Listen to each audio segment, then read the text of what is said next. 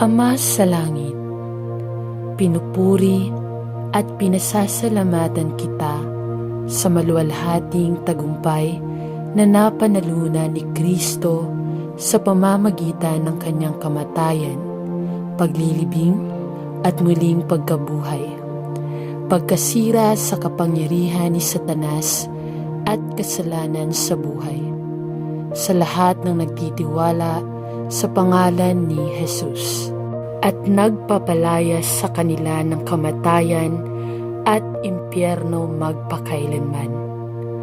Ang buhay ng lahat ng naniniwala sa Kanya, Ama, napagtanto ko na ang tagumpay ay kay Kristo lamang. Ngunit salamat sa Diyos, sa iyong dakilang biyaya, ibinigay mo sa amin ang parehong kamanghamanghang tagumpay sa pamamagitan ng aming tagapagligtas na si Hesukristo na aming Panginoon. Ama, kahit na ang maluwalhating tagumpay na ito ay naisakatuparan 2,000 taon na ang nakalilipas, ito ay kasing lakas at dakila sa buhay ng mga mananampalataya ngayon. Gaya noong ipinahayag ng mga anghel, wala ka rito, nabuhay kang muli. Tulungan akong laging tumingin kay Jesus. Batid na ang maluwalhating tagumpay na ito ay hindi kailanman nawala ng dating lakas. Ngunit ito ang tanging paraan upang madaig ang mundo, ang laman at ang dyablo. Para sa lahat ng naniniwala, pinipili ng Diyos na mapasa Kanya at siya ay sa kanila. Dalangin ko na ako ay makatakbo sa takbuhan sa harapan ko na nakatingin kay Jesus at matapos ko ang paglalakbay na ipinagkatiwala mo sa akin habang iniiwan ko ang aking sarili sa salita at sa gawa upang gawin ang gawain ng banal. Ito ang aking hinihiling sa pangalan ni Jesus. Amen. Ama sa langit, kung gaano kita pinupuri at niluluwalhati sa pagmamahal ko sa isang nahulog na makasalanang tulad ko, kaya't ipinadala mo ang iyong bugtong na anak, si Hesukristo, sa mga pintuan ng kamatayan upang ako ay ganap na lumaya sa mga pintuan ng langit sa pamamagitan ng biyaya, sa pamamagitan ng pananampalataya sa Kanya. Panginoong Jesus, inilalagay ko ang aking tiwala sa iyo ng buong puso at sinasamba at pinupuri ka ng aking puso, kaluluwa at katawan sa pagparito ko sa lupa bilang isang tao at pagbabayad para sa aking mga kasalanan. Nang naunawaan ko na karapat-dapat ako sa parusang kamatayan na iyong ipinagkaloob para sa akin, at ang walang hanggang anak ng Diyos ay ipinadala ng Ama sa lupa dahil walang sino mang sapat na mabuti upang bayaran ang halaga para sa kasalanan.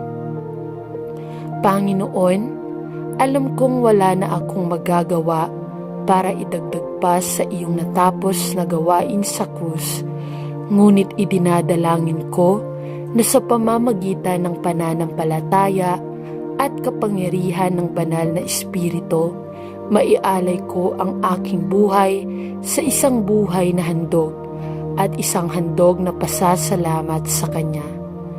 Dahil sa Kanyang awa at biyaya sa akin, isang makasalanan na iniligtas ng biyaya ng Diyos. Nawa ay hindi ko malilimutan ang malaking halaga na iyong binayaran para sa aking mga kasalanan at bigyan ako ng pusong higit na nagmamahal sa iyo at matibay na paniniwala sa katotohanan ng iyong salita. Ito ang aking hinihiling sa pangalan ni Hesukristo, aking tagapagligtas. Amen. Panginoong Diyos, Napakalaking kaaliwan na malaman na ikaw ay may kapangyarihan at responsable sa lahat ng nangyayari sa mundong tila lalong nagiging masama at malupit. Salamat dahil alam mo ang wakas sa simula at walang nangyari sa buhay namin na ikinagulat mo. Napakasayang malaman na haharapin mo ang anumang problema at gamitin ito para isulong ang mga iyong walang hanggang plano at layunin. Salamat sa pagpapadala ng banal na spirito upang maging aming mang-aaliw at patnubayan kami sa lahat ng mahihirap na panahon at pagsubok sa aming buhay. Hinihiling ko kay Ama na magpadala ng kaaliwan at tulong sa mga nahihirapan sa mundong ito na punong-puno ng kaguluhan. Aliwin ang natatakot, protektahan ang mahihina, ibigay ang mga nangangailangan, pagalingin ang may sakit, at dalhin ang lahat ng hindi nakakakilala sa iyo. Sa pangalan ni Jesus, si Hesukristo, ang ating Panginoon, ang ating dakilang tagapamagitan at mang-aaliw. Dalangin ko sa kanyang pangalan. Amen. Panginoon, ang sakripisyo ng aking puso ay nasira sa iyo. Ang aking kaluluwa ay tunay na nagsisisi at ang aking hangarin ay mahanap ang tamang relasyon sa iyo. Alam kong ang mga kahihinatnan ng aking mga maling pagpili ay maaaring manatili sa akin ng mahabang panahon. Ngunit ipinagdarasal ko na sa iyong biyaya at awa, patawarin mo ang aking mga kasalanan. Linisin mo ang aking kaluluwa at ibalik ako sa tamang relasyon sa iyong sarili at sa aking puso. Sa Panginoong aking tagapagligtas, ako ay nananalangin sa kanyang pangalan. Amen.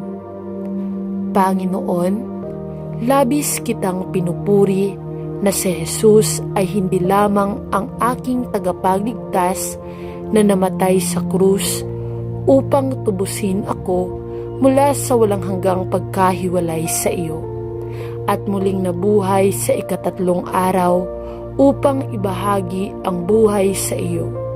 Ngunit siya rin ang aking makalangit na tagapagtanggol na kumakatawan sa akin sa harap ng iyong trono ng biyaya, at sa pamamagitan ng iyong awa ay nagtatanggol sa akin laban sa nag-aakusa sa aking kaluluwa. Salamat. Hindi lamang siya nakiramay sa aking mga kasalanan at nagbayad ng pantubos, ngunit tinakpan niya ako ng kanyang balabal ng katwiran at ginawa akong inosente sa iyong banal na mata. Sa pamamagitan ng biyaya, sa pamamagitan ng pananampalataya, hindi ako karapat-dapat na kunin ang mga mumo sa ilalim ng iyong hapag. Ngunit ikaw ang walang hanggang maawaing Diyos ay bumangon upang tanggapin ako bilang iyong anak. Sa pangalan ni Jesus, Amen.